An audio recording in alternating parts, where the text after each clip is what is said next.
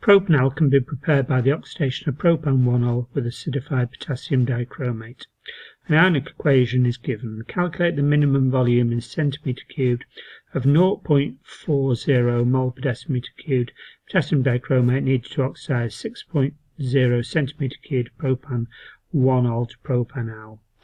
MR of propan-1-ol is 60.0. Density of propan-1-ol is 0.8 grams per centimetre cubed.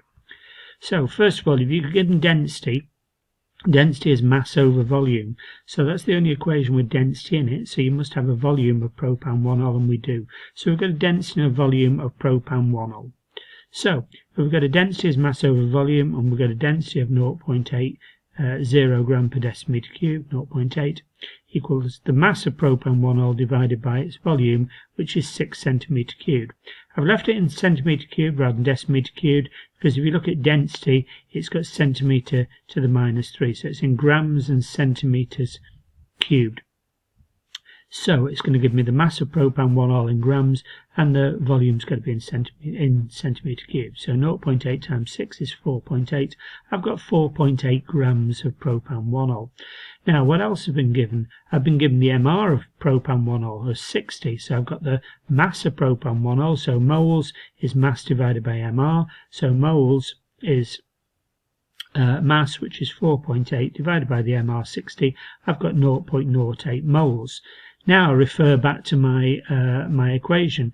3 moles of propan-1-ol react with 1 mole of, that's the potassium dichromate there, Cr2O72- as an ion.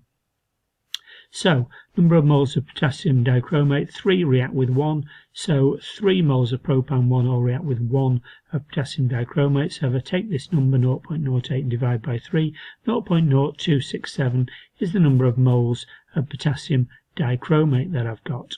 Concentration is moles divided by volume. I've got the concentration of potassium dichromate 0.4. I've got its number of moles 0.0267. I've now got the volume. Volume is 0.0267 divided by 0.4, 0.067, and this is in decimetre cubed. Concentration is moles divided by volume in decimetre cubed. So I've got 0.067 decimetre cubed, and everything is to there's some that are to 3 significant figures, but this one 6.0 centimetre cubed is to 2 significant figures. So even though all of the data is to 3 significant figures, apart from this one that's only to 2 significant figures, you've got to go with the one that's got the lowest number of significant figures in your answer for your answer. So since this 6.0 is only to 2 significant figures, my answer's got to be to 2 significant figures. Turn decimetre cubed into centimetre cubed, because it says calculate the minimum volume of in centimetre cubed. So decimetre cubed down into a lower unit value of centimetre cubed, you multiply by 1,000, so it's 67 centimetre cubed, 2 significant figures.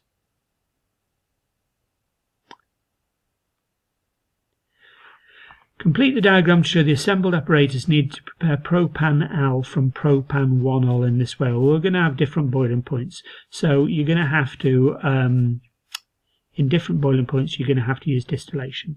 So you're going to have a flask and some kind of bung or a still head with a thermometer in it, a condenser with water in at the bottom and water out, and then some kind of flask. Preferably it'd be cooled as well, so that you reduce the amount of evaporation from your product and increase the yield.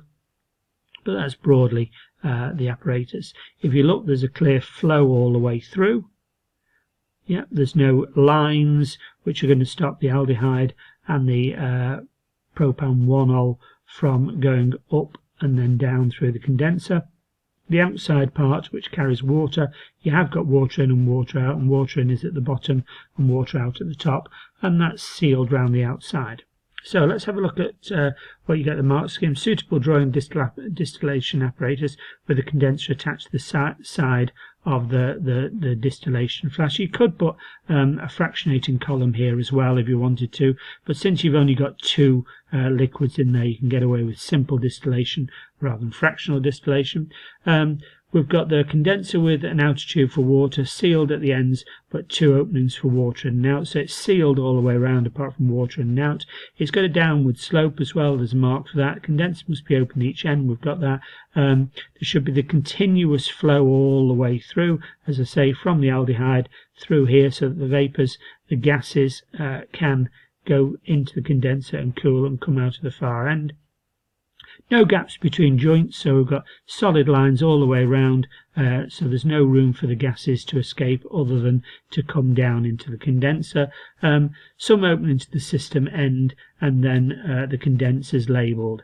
Again, you should have a flask to collect it, and ideally this will be cooled to reduce evaporation of the aldehyde that you're collecting and to ensure that you get maximum yield.